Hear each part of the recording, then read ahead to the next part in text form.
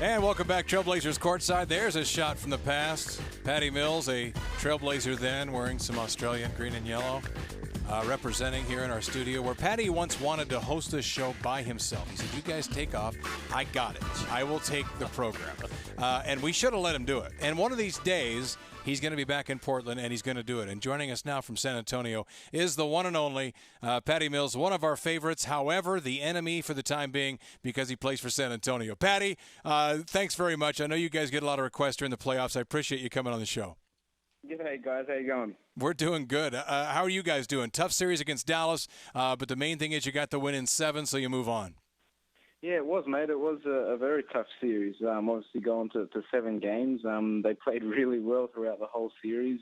Players stepping up, making big plays and big shots, and obviously Dirk and then Monte Ellis and Vince Carter doing what they do great. But overall, a great series and obviously a good one to pull out. And now obviously moving on to the second round. Everybody that looks at this and previews this series coming up mentions your bench and how they score 45 a game and they play more minutes than any other bench in the NBA. How is the bench so good? Is it Popovich's confidence in you guys? What is it that makes your bench so good? I think it's a combination of a few things. Understanding our role and not doing over much or not doing less. Coming out and really getting the job done. I think we've done a good job of that throughout the season. I think in the first round of the playoffs against Dallas, there was a couple of games there that the bench didn't pull its weight, and we really, got to lock down on bringing that energy off the bench and bringing, getting stops and lifting it up another gear for the starting five. But at the end of the day, I think it is a lot to do with confidence in the coaching staff and in teammates to just go out there and really play their game. One of the things that we do well and we kind of pride ourselves on is getting defensive stops and then running out of that and being able to move the ball well. So that's something that we've done well throughout the season, and we're going to need to do even better against better teams in Portland. Now, everyone wants to know how Popovich, does he have a magic wand? What does he do to get you guys to play so well as a unit? I think obviously one goal and one motivation is to try and, get back to where we were last year. Obviously, it's bone crushing to remember it, but it's motivating us, to try and get back there. So that's our goal. And we're all on the same page with that. But it's just understanding the job and understanding what needs to get done. The first series was obviously tough, but in Game 7 we went back to basics and what we do well, and we got it done. So no magic wand from Coach Pop. It's more just getting each and every guy to understand what their job is and to go out there and just try and do it as best as they could. Patty, I've used your story when talking about, the way things shake out at times in the NBA and opportunity, and even going back to when you made the Blazer roster and how you made it. I mean, if memory serves, it was a Jeff Pendergraph knee injury in Utah in a preseason game that opened a spot, and so you get a roster spot, and you help the team at times, and not a huge spot in the rotation. Then you go to San Antonio, and now coming into this last season, you come in fantastic shape. I mean, I was talking to your buddy Josh, and I think he said your body, 7% body fat, something like that, crazy coming out of training camp, and you have worked your way into being a very good NBA player and a key player in a great team. So can you rewind that in your mind and think back to how this has all happened? And clearly hard work and all the credit goes to you in this, but some breaks that kick the door open in the perfect situation for you. Yeah, that's right, mate. I mean, obviously nothing's given on a silver platter, but having some lucky breaks and trying to make the most of it, advice that I give to all young kids, and no matter if it's basketball or any sport really, to make the most of the smallest opportunities and create big opportunities in that. So I had an opportunity to play with San Antonio, and I think over the 3 seasons that I've been here now, I've learned a lot both on and off the court. But when it got to the point where, I wanted to go back to San Antonio and really be on the team and make a contribution to the team, I thought, what can I do? What can I control to put myself in the best possible position to do that?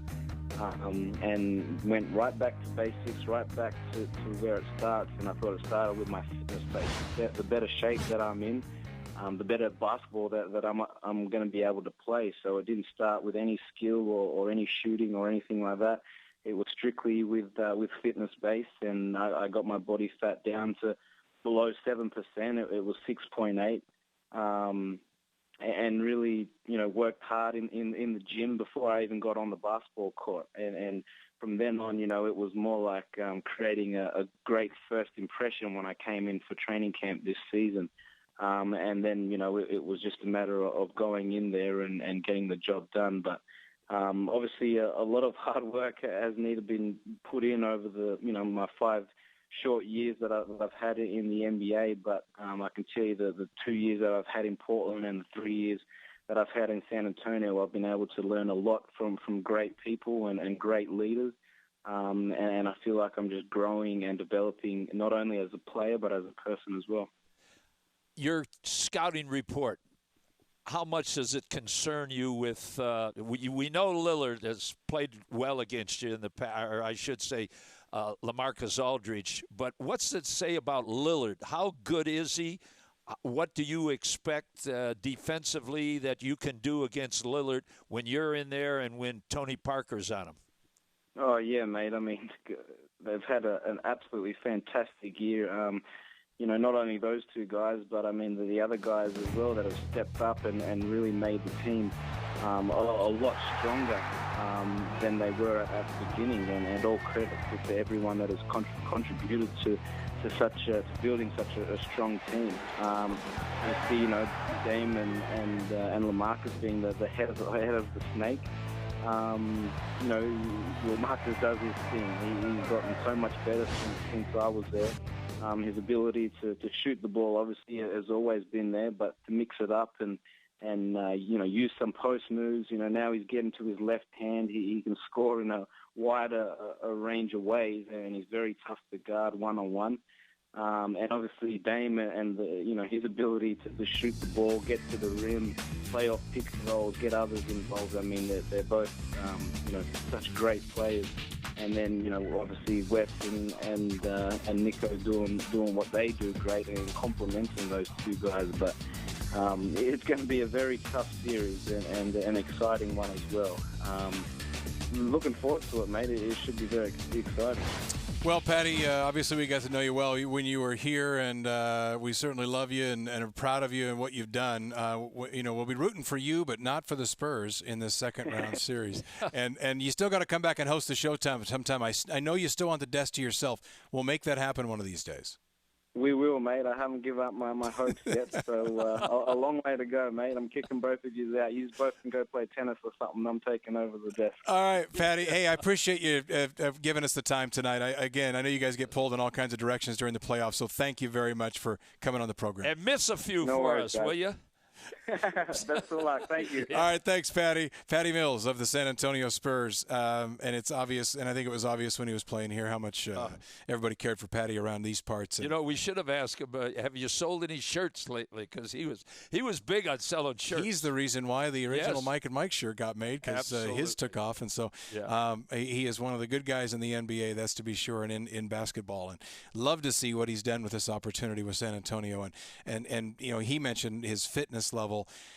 Patty came in this season, and he mentioned 6.8% body fat, and he came in, and we saw him in the first meeting, and you look at him and go, wow, at how ripped he was and how much quicker, and he's always been a quick player, obviously, but how much quicker he seemed this year, and to see him break through in Pop's system has been well, it's really two of the big matchups have Mo Williams against him off that bench, and T-Rob and Diaw.